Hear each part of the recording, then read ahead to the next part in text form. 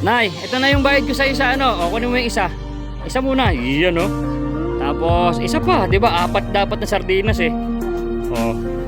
O, yan. 3 na. Pang-4 na sardinas. O, okay na.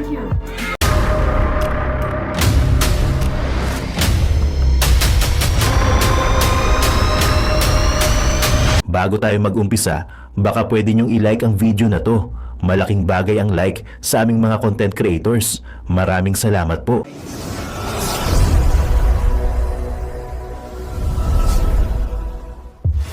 Nais kong ipakita ang isang video na nagawa na ganito rin ang pahayag. Simulan po natin ang video na maaring mapanood ng ating mga kaibigan.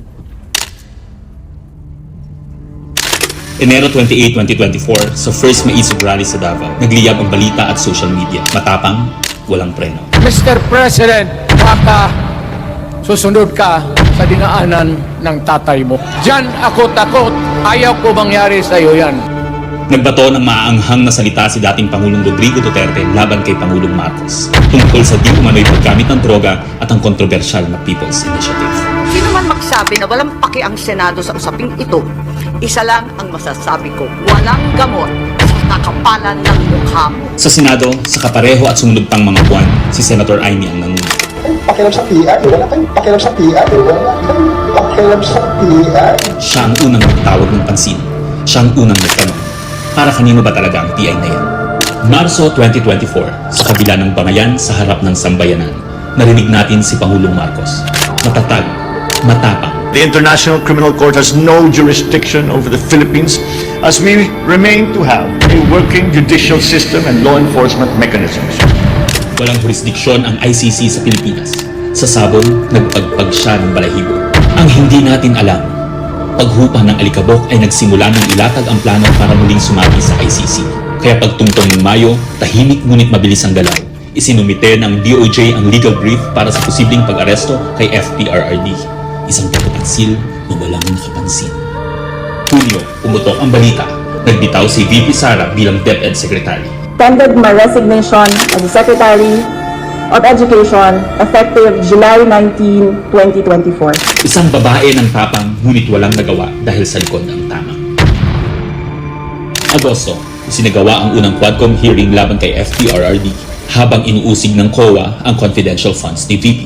Ang hindi natin alam, sa gitna ng lahat ng ito, itinalaga na ni PBBM si Marcos Lacanilaw bilang Special Envoy ng Transnational Crimes na siyang magsusuko kay FPRRD. At maluwag na rin pinapasok ng bansa ang mga tiga-ICC noong Oktubre. Walang bahid ng pagtutol, walang balak na ipagtanggol ang kapwa Pilipino. Nobyembre, nag-iba na ang ihip ng hangin. Matatag, matapang, walang bahid ng pag-aalinlangan.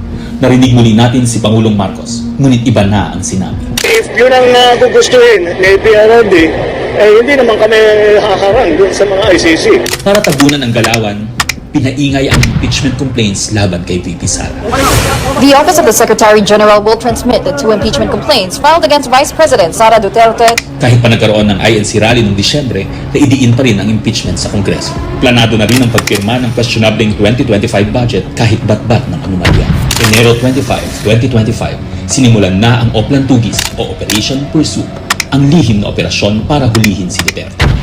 Pagsampa ng Pebrero, nag-apply ng arrest warrant ang ICC prosecutor. Isang tahimik na pag-uusig habang tayo'y pinaiikot ng mga rally at press release. Marso, muling nilinlang ang bayan. Humingi daw ng 60-day extension ang DOJ para sa EJK report noong Marso 6. Pero ang totoo, nakabinbin na ang arrest warrant mula sa ICC chamber Marso 7 hanggang 10. Ang hindi natin alam, Marso 11, 2025, sa kanyang pagbalik sa Pilipinas, hindi pa man bumababa ng eroplano si FPRRD, isinagawa na ang pag-aresto. Maingay ang paligid, magulo, pero ang dating Pangulo ay nanatiling kalmado. Isinakay siya papuntang The Hague alas 11 ng gabi. Kasama sa eroplano si Marcos Lacanilaw, ang nagkanulo, ang nagsuko. Pero kanino ang sisi? Sa mga utusan o sa nag-utos? Managot ang dapat managot, nakalatag na. It's a request to the Philippine government from Interpol enforce the arrest warrant, and we have commitments to them. Ayaw nila ipagpatuloy ang pag-iimbestiga. Maliwanag na maliwanag, na ang buong administrasyon na ito mula sa pinakataas hanggang sa galamay nagplano. Ikaw ho ba nagplano ng lahat ng ito? Hindi naman. It was a group effort. Secretary Chidoro was there. Secretary Amion was there too. Mga boy, boom! Alright guys, napakaganda ng pag-uusapan natin ngayon. Kita nyo, preview pa lang. My goodness, napakalupit na! Mga babae, ito yung sinasabi ko sa inyo, no? Yung karma, no, ay palapit na ng palapit sa ating mga kalaban. At ay medyo bumibilib na rin ako at ay talagang medyo may nararamdaman talaga ako. At alam ko, kinukutuban na rin kayo, no? Na itong si Madam Amy Marcos ay totoong lumalaban sa katotohanan. Kaya siguro itong si BP Sara ay talagang tinaas niya yung kamay. Siguro baka may sumpaan sila, mga kababayan. Palagay nyo. Ha? Comment mo nga yan kung sa napanood yung video na yan, kung totoo ba talaga yung mga ginagawa ni Madam Amy Marcos. Dahil alam nyo, mga babayan, kita nyo naman yung preview, kita nyo yung mga yan, no? Diba? Talagang iniisa-isa na yung video na inipon. Ayan, pinapakita, isang ebidensya yan, mga kababayan. At yung ebidensya na yan, mga babayan, yan na magdidiin at makakabawi tayo sa mga pinaggagawa nila kay Tatang Digong. Kaso mga babayan, dito sa video na to, no, may sasabihin dito si Madam Amy. Pakipanood nyo na lang din mismo sa dulo, napakalupit. Sige na, sasabihin ko na kasi baka hindi ka umabot sa dulo. Itong si Vice President ay nasa listahan na rin ng ICC. O panoorin nyo yan kung gusto nyo na hindi ako mismo magsasabi. Panoorin mo hanggang dulo yung video na yan, napakalupit niyan. At dito rin sa video na to, mga babayan, dito sa video mapapanood nyo, andyan din talaga yung listahan. Nandiyan sila Senator Bato, ayan sila BP Sara. Ano naman kaya, bakit naman pati naman si BP Sara, palagay nyo, ay kukunin ng ICC? Bakit? Ano ba nagawa niya dyan? Gumurugor din ba siya tulad ni Tatang Digong na sinasabi nila? Nako, hindi po pwede yan. Ito na nga ang sabi ni Madam Amy Marcos. Gagawa sila ng paraan na maharangan yung ICC. So tingnan natin yan. Pero sana wag mangyari yan. At ay medyo itong si Madam Amy, alam ko nararamdaman nyo rin yung kanyang pakikipagbaka, no? Kasi kung against siya sa kapatid niya, hindi niya yan ipapahiya ng ganyan kapahiya. Talagang lumalaban talaga siya, di ba? Kita nyo naman, oh, di ba? Hindi basta-basta yung ganyan pagsasalita. Malamang galit na si BBM sa kanya. At itong mga bataan ni BBM, kita nyo naman, malamang nanginginig na yan sa takot dahil itong si Madam Amy Marcos siya ang nagiging dahilan kung bakit sila makukulong. So mga kababayan, ganito gawin nyo, okay? Itong napanood nyo na preview, panoorin nyo hanggang dulo kasi napakaganda na tong video na to. Dapat nyong malaman.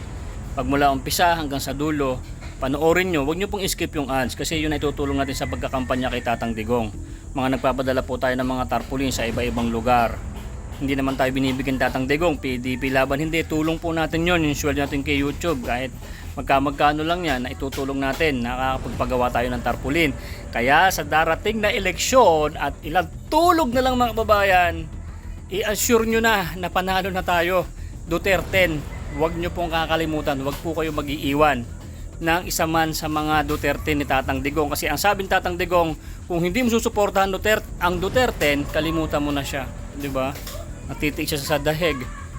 Pero yung isang pangako niya, sana wag natin bibiguin. Oh, ikaw kumare, pare, mga subscribers natin, i-sureball po natin sa ating balota ang Duterte. At huwag nyo kakalimutan yung tinaas ng kamay ni BP, si Villar. Okay? Si Amy, sige na. Medyo maano na ako kay Ma'am Amy, mukhang pabor na ako. So sana Ma'am Amy, yung paikipaglaban mo na yan sa mga ganyang mga tao, itong mga kinakalaban natin, ay sana pag nanalo ka, ganun pa rin po yung prinsipyo mo. At meron, mga babayan, merong isang sekreto si Ma'am Amy about sa kanila magkakapatid, pero hindi ko masasabihin. Alright, matagal-tagal pa yan, ha? Merong sekreto yan na napakalupit. So hintay-hintayin nyo kasi puputok yung balita na yan. Okay, yan ang sekreto sa magkapatid. Huwag kayo mawawala. Kaya kung hindi ka pa nakasubscribe at hindi ka pa naka-like sa video na to, pa-like naman po. At ay para mapanood ng ibang mga kumare natin At kung hindi ka nababatuhan ng mga video natin, minsan ni YouTube, kalikutin mo lang, kalkalin nyo itong ating YouTube channel para mapanood nyo po yung mga ibang video natin. So ganito mga kababayan, simulan natin ng video ha. Yung preview, palang napanood mo, nabiting ka, di ba? O panoorin mo, sisimulan natin sa dulo. Okay? Don't forget to like. Kaya kumare, shoutout sa iyo dyan ha, mga kumpare ko. Pakilike ang video, tuloy mo na yung boy kasi excited na sila. Umpisahan mo na, let's go! Matapos ang ikinasang Senate investigation na pinangungunahan ni Senator Amy Marcos sa Senado kamakailan lamang ay tila hindi na talaga mapipigilan na magkakalabasan na talaga ng baho ang sangkot o mga mastermind sa nasabing di umano'y sapilitang pag-aresto sa dating Pangulong Duterte. Kapapasok lang na balita, presidential sister na si Senator Amy Marcos may bagong ibinunyag na dapat malaman ng taong bayan. Nais pakasuhan umano ang mga opisyal ng gobyerno na nasa likod ng naging pag-aresto sa dating Pangulong Duterte. Ayon pa sa presidential sister na si Senator Amy Marcos, dapat managot ng mga nagpa-aresto sa dating Pangulo at mga di umano'y video leak footage matapang na pinakita ng presidential sister na si Senator Amy Marcos sa publiko na siyang gumimbal sa taong bayan at sa gobyernong ngagba at sa mga bayarang media. Pero bago ang lahat, kung bago ka pa lamang sa aming channel, please huwag kalimutang mag-like, subscribe at i-click ang notification bell para mas maging updated ka pa lalo sa lahat pa ng bagong video na i-upload namin. At ito na nga mga kababayan, ayon pa sa kumpirmadong balita na inilabas online, just in, Senate Foreign Relations Committee Chairperson Amy Marcos recommends criminal and administrative charges against top officials over alleged irregularities in the arrest, detention, and turnover of former President Rodrigo Duterte to the International Criminal Court. Among those names, Justice Secretary Jesus Crispin Rimulya, DILG Secretary Jun Vic Rimulya, PNP Chief General Romel Marbel, PNP CIDG Chief Major General Nicolas Torre, Special Envoy on Transnational Crimes Marcos Lacanilao. Marcos says she cannot close the investigation yet as more questions remain unanswered. It is also unclear how many other committee members support her findings. Unquote. Sa isinagawang press conference ni Senator Amy Marcos ay matapang nitong pinakita ang mga di umano'y video sa publiko na dapat malaman ng taong bayan na pilit ayaw di umanong ipalabas ng mga nasabing bias media sa publiko. Narito at panoorin ang full video. Papaliwanag ko, once again, I would like to announce that the Committee on Foreign Relations has further findings following up on the preliminary findings initially issued several weeks ago. Matapos ang tatlong hearing, tatlo na naman ang aming findings at natuklasan. Unang-una, ang pag-aresto at pagsuko kay dating Pangulong Rodrigo Duterte sa ICC ay klarong may motibong politikal. May malinaw na pattern na kung saan may malalaking kaganapang pampolitika bago ang mahahalagang pahayag at aksyon ng administrasyon kaugnay sa ICC. Makaraang magsimulang magpahayag si PRRD ng mga batikos laban sa People's Initiative o sa pagpapalit ng ating saligang batas. Sumagot ang ating Pangulo na ang Pilipinas ay isang open country at kikilos lamang ang gobyerno kung may illegal na gagawin ng ICC. Ngunit matapos dumalo si dating Pangulo sa pagdinig ng Quadcom noong 11 November 2024, sumagot ang ating Executive Secretary na maaring makipagtulungan ang mga lokal na otoridad sa Interpol kung hihingi ng tulong ang ICC. Biglang nagbago ang tunog ng gobyerno. Matapos kumambyo ang ilang pro-administration congressmen tungkol sa impeachment labang kay VP Sara dahil sa napakalaking peace rally ng INC noong Enero 13, bumalikwas ang administrasyon sa pamamagitan ng pagkatha ng Oplan Tugis or Operation Pursuit sa Ingles na rineport ng New York Times kasunod ng pahayag ng kalihim ng katarungan na bukas ang administrasyon makipag-usap na sa ICC tungkol sa ilang pamamaraan ng kooperasyon. Maliwanag ang pag-aresto kay dating Pangulo ay bahagi ng malawakang pagsisikap ng gobyerno na pabagsakin ang mga Duterte bago mag-2028 election pa. Ang unang malinaw na pagtangka upang pabagsakin ay sa pamamagitan ng PI na magsilbing panimula sa pagbabago ng probisyon ng ating konstitusyon para hadlangan makabalik sa 2028. Nang mabigo ito, nagmadali, nasiraan ang pangalan ng mag-ama. Noong Mayo 2024, sinimulan na ng Kongreso sa Committee ng Human Rights ang pagsisiyasat tungkol sa EJK, pinalawak noong Agosto 2024 at doon na nagmula ang pagbuo ng Quadcom.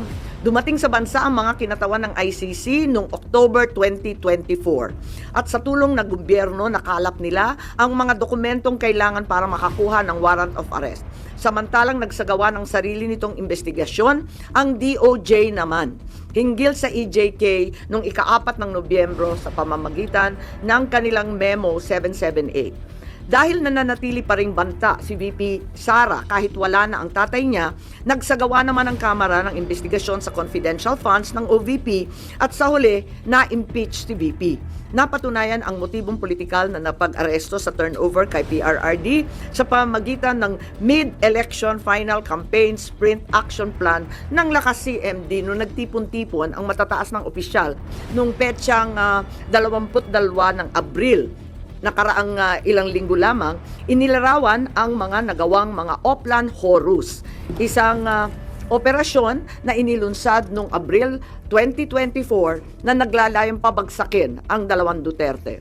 Sa bahagi ng action plan, How to Attack, tinukoy ng ilang ahensya ng gobyerno, kabilang ang PNP, Kamara ng Kinatawan, sa nakipagtulungan ng dating Senador Antonio Trillanes upang tulungan ng ICC prosecutor makakuha ng warrant sa pag-aresto ng dating Pangulo. Binanggit din na nakuha ang kinakailangan boto para sa impeachment ni VP sa pamamagitan ng paggamit ng tinatawag na soft projects katulad ng AIX, AKAP at TUPAD.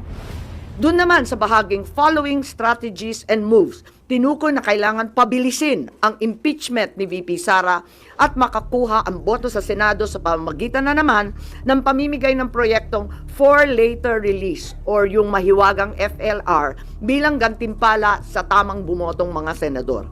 Ikalawa, may magkakaugnay na pagtatangkang pagtakpan ang mga detalye at motibo sa likod ng pag-aresto ng dating Pangulo. May cover-up. Habang nagpapatuloy ang unang pagdinig, tumanggi si DILG Remulla na magsalita. Tanungin siya tungkol sa panayam kay Pinky Webb, kung saan sinabi niya na group effort ang pag-aresto at in-invoke pa ang executive privilege samantalang lumabas na sa media. Una, tinawag niyang chismis ang pahayag. Ngunit nang mabisto, tinulungan na lamang ng kapatid at sinabing executive privilege na nga. Isa pang malakas na sandata ng administrasyon upang pigilan ng komite ang pagsisiwalat ng katotohanan ay paggamit ng tinatawag na sub-judice rule. Halimbawa, nung mahuli si General Torre na nagbibigay ng maling pahayag tungkol sa pagmamadaling ilipat si PRRD sa Hague dahil daw sa Article 125 ng Revised Penal Code, ngunit nung ipunto na yung Revised Penal Code, Article 125, ay para lamang sa warrantless arrest, bigla niyang ginamit ang sub-judice na naman. Isa pang indikasyon sa pagtatakip ng administrasyon ay ang blanket invocation ng executive privilege ni Executive Secretary Bersamin upang pagbawalan lahat ng opisyal ng ehekutibo dumalo sa ikalawang hearing noong 3 ng Abril. Mas lumala pa ito nang sa hindi pangkaraniwang hakbang, tumanggi ang ating Senate President pumirma ng mga sabpina noong araw na yon. Bagaman dumalo mga opisyal sa ikatlong pagdinig noong 10 ng Abril, ginamit pa rin ang executive privilege sa mga susunod na isapin. Kung sino-sino nag-utos ng pag-aresto, kung sino ang nag-utos ng paglipat niya sa Hague, at kung paano nakuha ang eroplano na ginamit sa paglipat. Hindi nagtapos ang cover-up sa pagdinig dahil alam din natin na matapos yon pinalaya si Ambassador Lacanlilao at hindi na naman pinirmahan yung mga sabpina. Matapos ang pag-aresto kay PRRD, lumakas ang pro-Duterte sentiment at bumagsak ang trust rating ng administrasyon. Ayon sa isang mapagkakatiwalaang source, naglunsad na ngayon ang administrasyon ng isang communication plan upang ilihis ang atensyon ng publiko patungo sa mga issue ng West Philippine Sea at di umanong disinformation ng mga tinatawag na China trolls ng kanilang embassy. Kaya asahan natin na ito ang magiging balita sa mga susunod na araw. Hindi inaasahan ang political backlash sa pag-aresto sa dating Pangulo. Kaya ngayon, sinusubukan nilang kontrolin ang sitwasyon sa pamamagitan ng pag-focus sa West Philippine Sea, pagsisi sa China, at sa huli ay iuugnay ang pagtaas ng suporta kay Duterte sa sinasabing kampanya disinformation ng China. So una, may duda tayo na politically motivated. Ikalawa, whole of government ang nagamit dito na talaga naman comprehensive itong planong ito. At ikatlo, ang mga posibleng managutan ng criminal and administrative charges. At iminumungkahi namin na imbestigahan ng Office of the Ombudsman ang mga sumusunod. Una, si DOJ Secretary Remulla Boying maaring managot sa violation of RA 3019, Anti-Graft and Corrupt Practices for sanctioning an invalid administrative arrest against the former president in contravention of the ruling of the Supreme Court in the 2023 case of immigration versus Juan Wenle. Maliwanag na napakadaming kondisyon, kwalifikasyon at requirement na isinaad ng ating Korte Suprema doon. Ikalawa, usurpation ng DOJ ng judicial functions. Kahit hindi sila korte, naghahatol sila na halos sila ang naging husgado. Ikatlo, grave misconduct and conduct prejudicial to the best interest of public service. Ikalawa, baka managot din si General Romel Francisco D. Marbil, ang Chief PNP, sa arbitrary detention, Article 124 ng Revised Penal Code. Violation of RA 3019, Anti-Graft and Corrupt Practices for inducing or persuading General Torre to perform an act in violation of laws, rules, and regulations or an offense in connection with the official duties of the latter. Grave misconduct and conduct prejudicial to the best interest of public service. Andito rin sa mga nakalista at ayon din sa payo ni dating Supreme Court Justice na nagpayo sa atin na malahil si SILG Secretary John Vic Remulla ay maakusahan din ng arbitrary detention katulad nung iba. Violation of 319 for inducing General Torre and Marbil to perform an act in violation of the Constitution and our laws. Ikatlo, grave misconduct and conduct prejudicial to the best interest of public service. Ang ikaapat na maaring patawan din ng kaso ay si General Nicolas Torre III. Maaring managot sa arbitrary detention. 2 counts of arbitrary detention not only against the former president but also against former Executive Secretary Medialdea. Ikalawa, violation of RA 7439 for not allowing the former president to be visited by VP Sara, both his daughter and his named counsel, and for forcing the former president's lawyers to leave him. Also, the violation of 3019 for allowing himself to be induced or persuaded by General Marbil or SILG Remulla to perform an act in violation of law, rules, and regulations in connection with his official functions. Grave misconduct and conduct prejudicial to the best interest of public service ay maaari ring ipataw laban kay General Torre. Ikalima, Ambassador Marcos V. Lacanilao. Maaring managot sa usurpation of official functions, Article 177 of the Revised Penal Code, pagsisinungaling sa ibang kaso at perjury sa ilalim ng Article 183 of the Revised Penal Code, false testimony in other cases, and perjury in solemn affirmation under Article 183 of the Revised Penal Code, at conduct prejudicial to the best interest of the service. So ito ang further findings namin. Hindi ko masara yung investigasyon kasi marami pa ring mga issue katulad ng sinong tumulong sa ICC, yung tungkol sa eroplano na nanatiling bukas at masalimuot. So, nais kong ipakita ang isang video na nagawa na ganito rin ang pahayag. Simulan po natin ang video na maaring mapanood ng ating mga kaibigan. Enero 28, 2024, sa first Maisog Rally sa Davao, nagliyab ang balita at social media. Matapang, walang preno. Mr. President, baka susunod ka sa dinaanan ng tatay mo. Diyan ako takot. Ayaw ko mangyari sa iyo yan. Nagbato ng maaanghang na salita si dating Pangulong Rodrigo Duterte laban kay Pangulong Marcos tungkol sa di umano'y paggamit ng droga at ang kontrobersyal na People's Initiative. Sino man magsabi na walang paki ang Senado sa usaping ito, isa lang ang masasabi ko, walang gamot sa kakapalan ng mukha mo. Sa Senado, sa kapareho at sumunod pang mga buwan, si Senator Amy ang nanuna. Pakialam sa PR, wala kayong pakialam sa PR, wala kayong pakialam sa PR. Siya ang unang nagtawag ng pansin. Siya ang unang nagtanong. Para kanino ba talaga ang TI na yan? Marso 2024, sa kabila ng bangayan sa harap ng sambayanan, narinig natin si Pangulong Marcos. Matatag, matapang, The International Criminal Court has no jurisdiction over the Philippines as we remain to have a working judicial system and law enforcement mechanisms. walang jurisdiksyon ang ICC sa Pilipinas. Sa sabon, nagpagpag siya ng balahibo. Ang hindi natin alam, paghupa ng alikabok ay nagsimula ng ilatag ang plano para muling sumagi sa ICC. Kaya pagtungtong ng Mayo, tahimik ngunit mabilis ang galaw. Isinumite ng DOJ ang legal brief para sa posibleng pag-aresto kay FPRRD. Isang pagtataksil na walang nakapansin. Hunyo, umutok ang balita. Nagbitaw si VP Sara bilang DepEd Secretary. Tendered my resignation as the Secretary of Education effective July 19, 2024. Isang babae ng tapang ngunit walang nagawa dahil sa likod ng tama. Agosto, isinagawa ang unang Quadcom hearing laban kay FPRRD habang inuusig ng COA ang confidential funds ni VP. Ang hindi natin alam, sa gitna ng lahat ng ito, itinalaga na ni PBBM si Marcos Lacanilaw bilang Special Envoy ng Transnational Crimes na siyang magsusuko kay FPRRD. At maluwag na rin pinapasok ng bansa ang mga tiga-ICC noong Oktubre.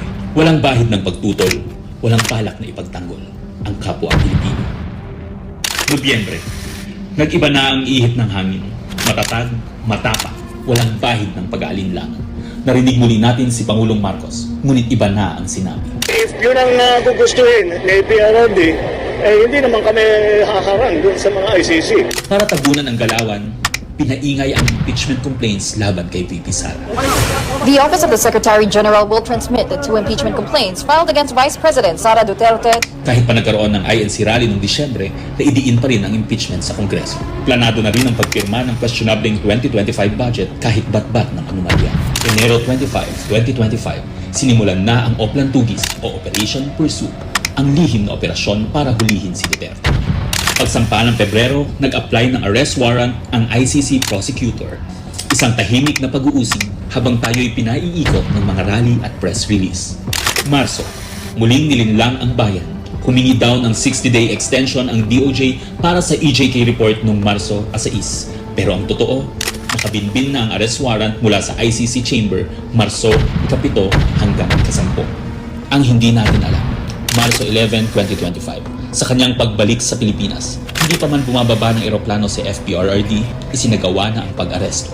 Maingay ang paligid, magulo, pero ang dating Pangulo ay nanatiling kalmado. Isinakay siya papuntang The Hague alas 11 ng gabi. Kasama sa eroplano si Marcos Lacanilaw, ang nagkanulo, ang nagsuko. Pero kanino ang sisi?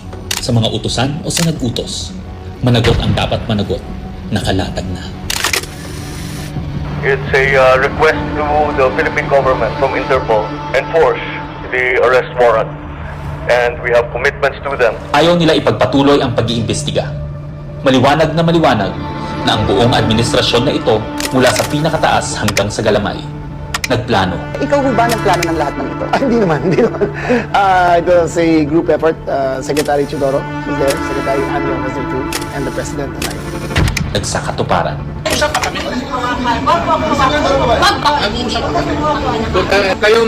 mo hawakan yung nanay ko! Nagkagulo. Tayong magawa. Wala tayong magawa dahil mismo ang gobyerno. Kung sa kung ginaflash din sa tubangan. Nagtakpanan. Mamili ka. Kapag warrantless arrest, edi may period.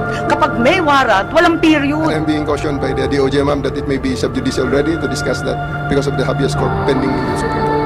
Ngunit lumabas ang buong katotohanan. Ganito pala ang bagong Pilipinas. Hindi man lang natin alam. Tahimik ang pagtataksil. There was no red notice and what was issued was merely a diffusion. Tahimik ang pagwasak. Paliwanag mong maigi, representative ka ba ng Pilipinas o representative ng Interpol? Pipili ka lang. Represent ko po ang Interpol NCB Manila. So mali itong papel na to. Harapan ang pagtalikod.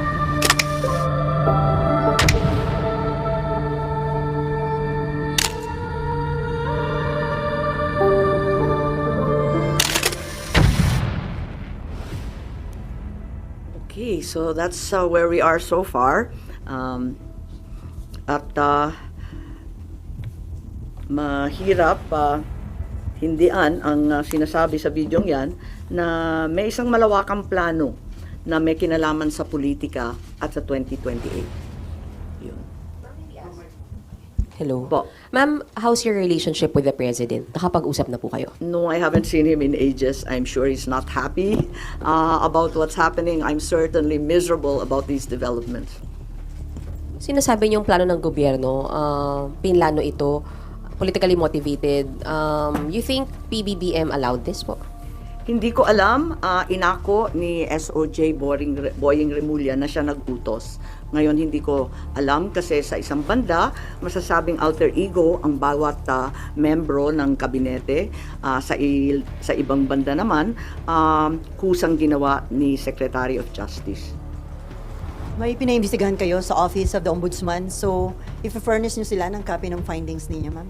Yes, definitely. Papadala natin doon. Dahil, as we know, this is only in aid of legislation at may mga legislation na rin kaming naiisip hinggil sa mga usaping ito. Kailangan i-forward na namin sa iba't ibang korte. Itong findings ninyo, official na to, so no more hearings? Hindi ko pa alam. Ang tawag ko nga further findings because I'm not certain that we can close this. There are also allegations that, first of all, several weeks ago, a draft was mooted involving a warrant of arrest of 5 police officers, including Senator Ronald Bato de la Rosa. Of late, there has been a rumor, once again, that the Vice President will in fact be issued by the ICC a warrant immediately. So, alam natin na si VP Sara ay nandun sa listahan. Pero alam ko na nasa ibaba siya, no? Doon sa mga pinangalanan. Ngunit, ilang araw nakalipas, may mga report na siya na ang uunahin. Where did you get this information, ma'am? Nasusunod si VP Sara na arestuhin? Uso naman ng chismis ngayon. Chismis rin po. No credible source, ma'am? Not yet. A few incredible sources, but nevertheless, we have to pay heed. And let me make it clear, I will oppose that warrant with everything I have. Foremost, the administration has said time and time again through the President himself that the ICC has no jurisdiction in the Philippines. Therefore, any warrant of arrest by the ICC cannot be enforced in this country for lack of jurisdiction. It is nothing, that warrant from the ICC, but a mere scrap of paper. Walang bale yun. In addition, there's no basis for the Philippine government to cooperate with the Interpol in enforcing an ICC warrant. The mere fact that a void warrant is transmitted through Interpol does not make it less void, does not make it valid. At ikatlo, as the hearings have established, the circumstances surrounding the investigations of the ICC in this country, the incidents leading to the issuance of these ICC warrants, and the enforcement of such warrants are politically motivated and really are in violation of Article 3 of the Constitution of the Interpol itself, which prohibits the Interpol from participating in any intervention or activity of a political character.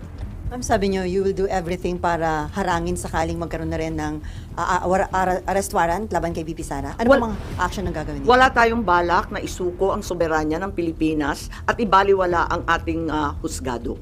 So hindi baka maireklamo kayo ng obstruction of justice just in case? Hindi ko po alam. So ano mga action na gagawin niyo, ma'am, para harangin sakali? Iniisip pa kung anong kailangan gawin dahil tulad nga ng sinabi ko, haka-haka pa lamang ito. Ngunit sa nakita natin sa mga nakaraang 2 taon, itong mga haka-haka, duda, suspecha, madalas nagiging totoo. So may mga preparation na rin si VP Sara dyan sa chismis na natanggap niyo, ma'am? Marahil po. Pero yung warrant na paparating para kay Senator Bato and other former police officials, credible na po yung source nyo dun, ma'am? Parang, kasi maliwanag yung listahan, pero andun siya sa sumunod na listahan ng ICC, di ba? Andun siya sa warrant, kaya't inaakala namin na yun na ang susunod. Pero hanggang ngayon, wala naman inilalabas at nagbago ang ihip ng hangin at ang balita ay si VP Sara. Ma'am, kanina nabanggit niyo po kanina na part ng diversionary tactic yung paglabas ng issue ng supposed paid trolls ng Chinese Embassy in Manila. Are you now saying that Senator Tolentino and yung committee niya po were used po for this propaganda by the administration? Ay hindi ko naman gawain bumatikos ng kapwa senador, pero ang alam ko may utos talaga sa admin media na i-divert at mag-squid tactics ng bonggang-bongga, i-divert sa iba't ibang balita tulad ng mga sagupaan, yung fake news nga na tinake over na, yung kung ano-anong mga isla at islet, tapos yung balita ng 20 pesos rice, sinabay-sabay para ilayo sa tunay na problema.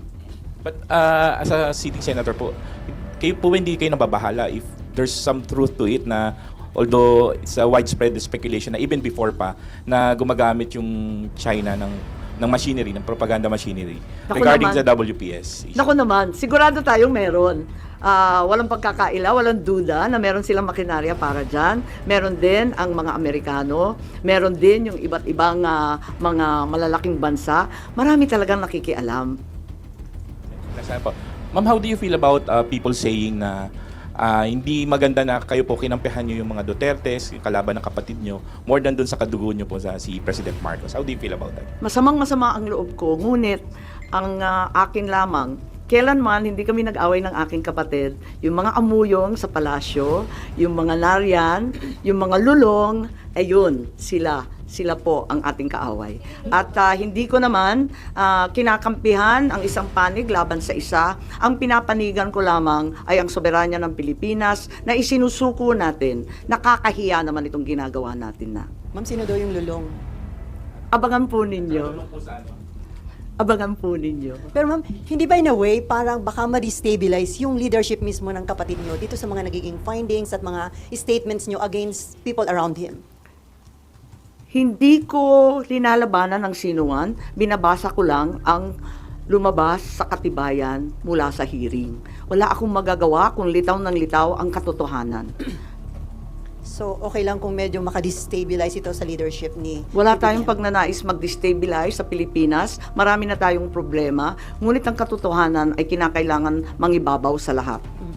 Last na lang po. Ma'am, may balita na parang may intention na ang manalo ay mga pro-China, and then kapag nanalo, ipapa-repeal yung batas about yung maritime zone law. Wala akong alam kung tungkol dyan. Ako ay tanging pro-Pilipino. Ipaglalaban ko ang ating bansa tulad ng ginawa ng tatay ko sa sino man at anumang dambuhalang kapangyarihan. Sen, good morning. Do you think yung pagsasampa ng reklamo sa ombudsman could help deter kung ano man yung susunod na plano ng ICC para magdalawang isip yung mga nagpatupad nung una kay dating Pangulo? Sana po. Inaasahan ko po. Kailan po kaya yung Tignan natin kung anong magagawa. Ito lang yung mula sa amin sa findings, ito ang lumilitaw at saka si Justice Ascona, sabi niya may labag talaga sa ating saligang batas, sa ating mga batas na pinaiiral at kinakailangan managot yung naglabag. Ma'am, balikan ko lang yung warrant, ICC warrant to, ma'am, no, yung narinig nyo para kay VP Sara. When is this coming out? Chismis nga lang kaya walang name and date. Ma'am, yung further findings nyo, does it need yung approval po ng committee members? Yes, hindi to committee report hindi ako kukunwari na committee report to. We are not in session, we're in recess. So, wala pa talagang committee report na masasabi. Kaya lang, sa daming nagtatanong, sa marami na nagsubaybay sa oras-oras na hearing, pakiramdam ko, obligado ako magsaad ng findings along the way. Kasi nga, hindi matapos-tapos at hinahadlangan ng todo-todo. Ma'am, doon may binabanggit din po na yung Republic Act 9851, wherein it says na yung pag-present sa local court ng isang individual who is facing an allegation of crimes against humanity, hindi na kailangan the government, although the term used was may surrender yung individual niya. Do you think it's enough dun sa nangyari kay former president? Sa bagay na yan, sa palagay ko, ang Senado kasama ng Kongreso maaring magbago ng batas at liwanagan yung Article 17 nung 9851 kasi hindi maliwanag doon, parang natanggal sa proseso ng pagpipinal. Nakita ko yun. Maliwanag yung surrender, maliwanag yung alin yung extradition. Maliwanag na yung surrender ay para sa dayuhan lamang. Pero doon sa final version mukhang na-edit, kaya maari natin tignan yan dahil ang purpose ng investigation sa Senado ay talagang in aid of legislation. Isa na yon na kinakailangan tignan. Isa pa yung extradition law na inakda ng tatay ko. Ang tagal-tagal na nun. Marahil kinakailangan tignan na rin natin yan dahil hindi na pakay sa mga problema ngayon yung ibang provision doon. Since it's not yet amended yung binanggit niyo po na Section 17, that's still existing. Hindi po ba enough to justify what happened during yung March 11 arrest? Kapag hindi maliwanag ang isang bagay, binabalikan yung debate sa Senado, yung transcript at saka yung contextual analysis ng mga pahayag ng ipinasa, rinipaso yan. At maliwanag dun sa original na talagang yung surrender ay para sa dayuhan lamang. Kung bakit na iwaglit at naiwan yun at may nilagay na mga pag-aamyenda sina Senator Zubiri, sina Senator Gordon nung panahon na yon, hindi ko alam kung nakalimutan lamang o sa pagmamadali hindi na isaayos ng maigi. Pero yan naman ang trabaho talaga ng mambabatas. Tignan at isaayos, iklaro ang mga hindi At yun na nga mga kababayan, ano na ang masasabi mo? Kung mayroon kayong hinaing at komento patungkol sa balitang ito, please comment down below. Pag-uusapan natin yan sa comment section. At kung nagustuhan nyo ang video, ay huwag kalimutang mag-like at i-share na din para mas marami pang makaalam at umabot ito sa marami sa ating mga kababayan. Maraming salamat po!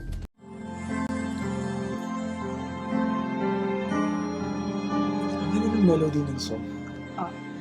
Ang bayan ko'y pinagpala pagkat sa aming pinigay ang isang biyaya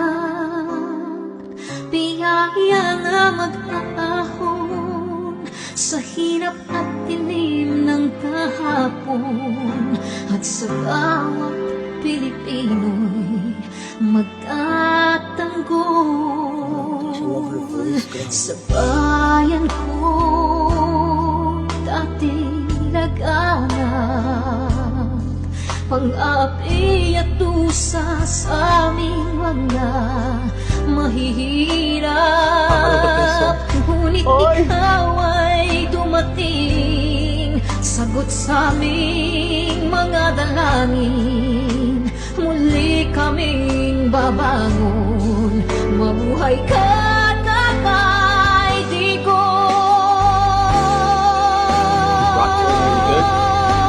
Ama, maraming salamat, aming mga matay minuhulat, gawain na masasamay iyong isiniwalat. Ikaw lang ang pag-asa naming lahat.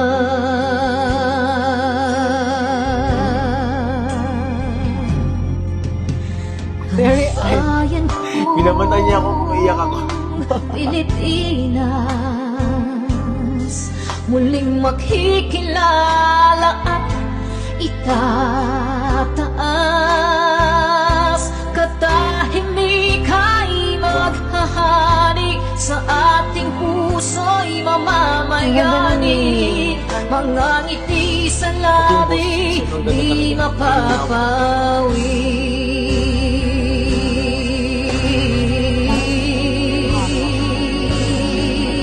The breathing though.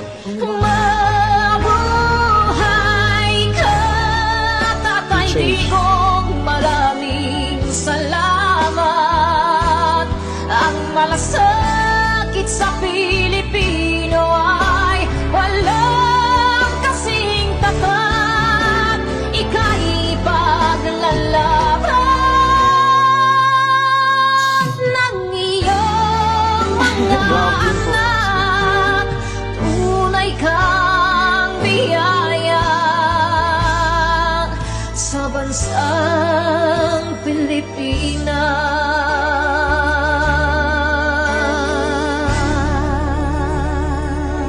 ba?